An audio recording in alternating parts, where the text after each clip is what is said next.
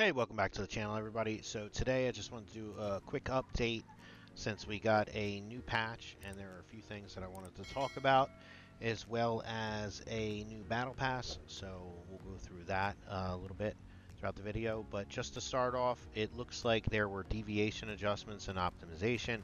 They increased the drop rate, and they also increased the drop rate of the shiny or the morphed deviations. And to be honest, after some testing, it is pretty crazy out there. Like if you go, I farmed I think 3 pieces of silver. First one was a gold, second one was regular Digby, third one I didn't get anything, and then I went and I hit another one and I actually got 2 Digbys. I got the prismatic and the regular Digby all at the same time. So again, if you were looking for shinies, go out and start farming today because it is insane, and they may patch it and then bring the numbers back down to something a little bit better. But right now it is crazy for getting those deviations if you were looking for things. The next kind of change about that is normally when you would like hit the silver to get the Digby, it would go into your backpack as you were mining. Now whenever you hit the tree or you hit the Digby or whatever, the actual item will float and then you'll have to capture it like normal. Other thing, they added additional ways to obtain. It says in additional public areas, we've added new private methods for obtaining deviations in the wilderness. You can now search neutral securement facilities at the camps for deviations. And what this means is whenever you go to one of the 5 towns, you're going to see a securement unit, and inside of it there'll be like a black circle, so you won't know exactly what it is. But this is individual, so if you go over and you hit F to basically claim, it'll let you claim a free deviation, and it can be any of like the natural ones that you'd find out in the wild. So I actually went to 2 different places and I ended up with the Twister twice. We believe this is going to be a full day reset because we checked to see if it was on the 4-hour reset and it wasn't. So we'll assume that every day when the server resets that we'll be able to go back and get another 5 deviations. Deviation drop rates during the dungeon settlements have also been increased, so while you're in the securement silos, acquisition methods remain unchanged. If you go and fight the first boss for the gel, it's still only going to be the gel for that boss, but the drop rate is going to be increased much more. And again, I've had people farming them all day and they're getting all the different colors, they're getting tons of them, so much easier. Like they didn't just update it by like a little bit, it is a lot. Then they go on to talk about some world merge and territory relocation. So essentially what this is basically stating is that once you get into the settlement phase and people start to leave the server, they're going to look into it and then they'll start to merge down the servers.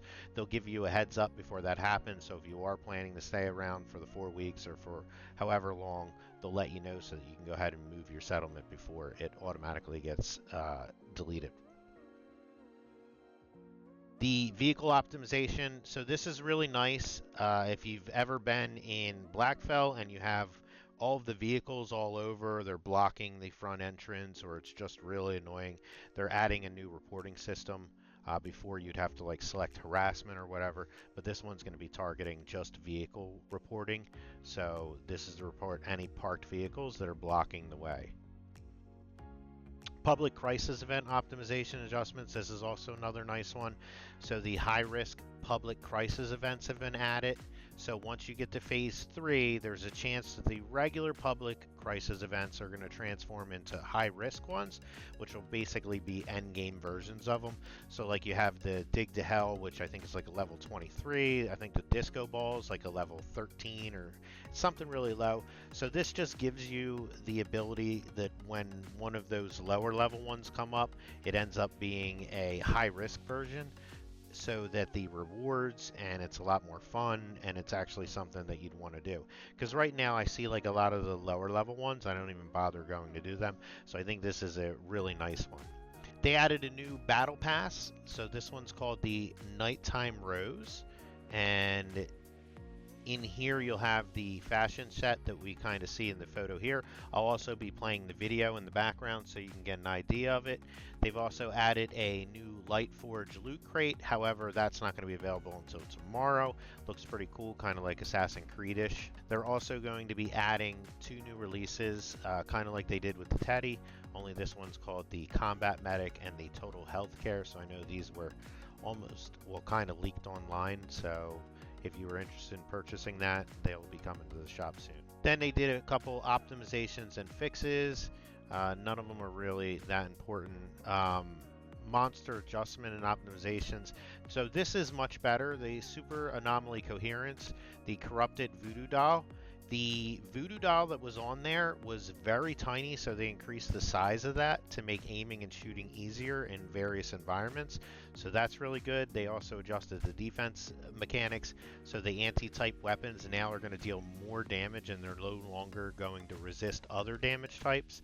The voodoo doll's HP has also been increased accordingly now that it'll be a lot easier to hit.